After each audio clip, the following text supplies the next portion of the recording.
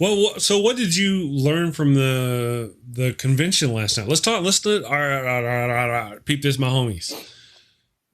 We know what Trump is. All of us know what Trump is. I'm reading the chat. Whether we love him, we hate him, we like him, we don't like him. We know what he is. Let's just set Trump over here. We're not really here to talk about Trump so much. It's more talk about Biden. What's going on with Biden? So you'll notice if you're watching the polls, I put an option up, Biden, but holding my nose. That would be probably a lot of us ex-Bernie people or pro-Bernie. I'm still a Bernie person, but I'm gonna vote, because of that thing. So what are you thinking? Now, Biden, undecided, I would put, undecided would be a no vote. I do want to talk about the polls for a second. Your poll and other polls. Like, I live in Massachusetts, and right now I'm looking at the 538 poll for Massachusetts, and Biden is 33 points ahead of Trump here in this state, right? Okay. Massachusetts is one of the bluest of the blue states. I can't remember the last time, it might have been during Reagan, that we went red. So, and I'm going to say something else controversial because that's what I guess I'm doing today on the show, is that I'm voting for whatever the Green candidate is in the election, since I live in a very secure blue state. And the reason why I'm doing it is because if a third party gets a certain amount of votes, percentage-wise, it becomes a major party within that state. So that means it'll get on the ballot for state races. And that's important so that people know that it's a way to push the Democratic Party to the left. So, gotcha.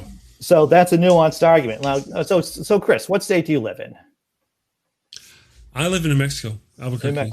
New Mexico. So, but I am not voting for the Green Party. I don't care for the logic. It doesn't matter. I'm voting. Oh yeah. I know where I'm voting. But if you, so it doesn't matter if 1 billion New Mexicans are voting.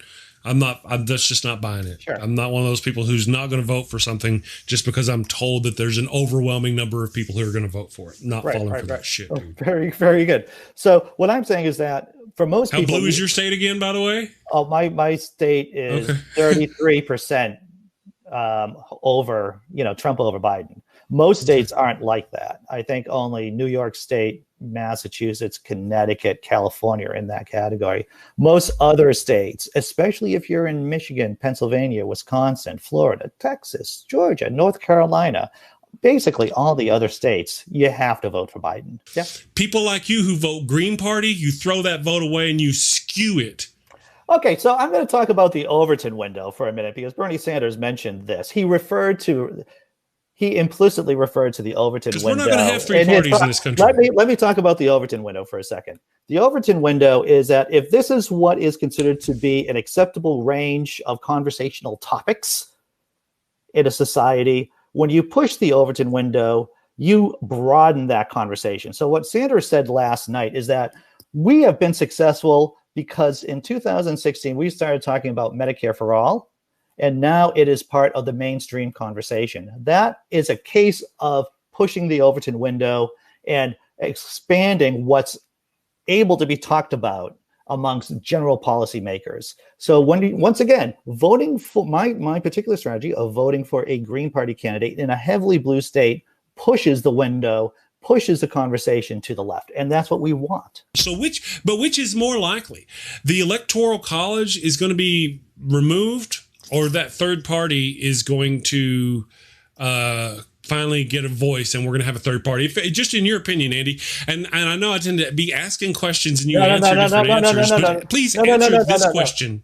So the question is, and let me get this right, will there be a third party or Electoral College reform? Which is more likely?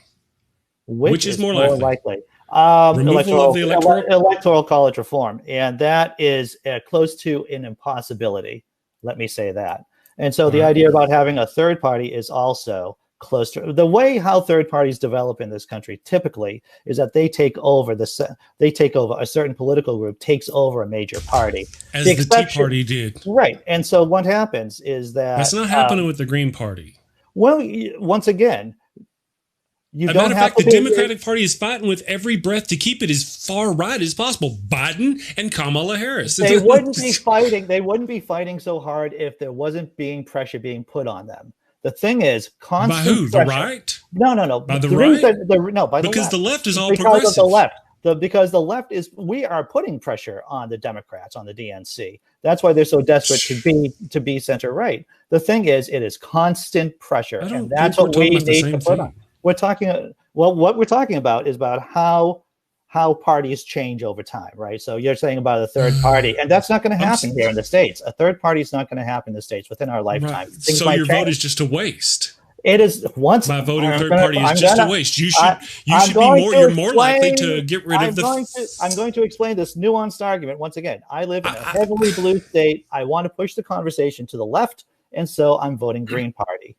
If I felt that if I was living in Pennsylvania or any of the other states, I would be voting, of course, for Biden. To enhance the Green Party that you yourself have admitted has less likely an opportunity to become an actual party than it is for us to get rid of. We've got two choices. When you do that with your vote, if you vote for your liberal Biden, for example, your vote gets cast in the overall totalitarian of the vote. So if 50 million people more vote for Biden than Trump, yet Trump wins the Electoral College, what does that tell us?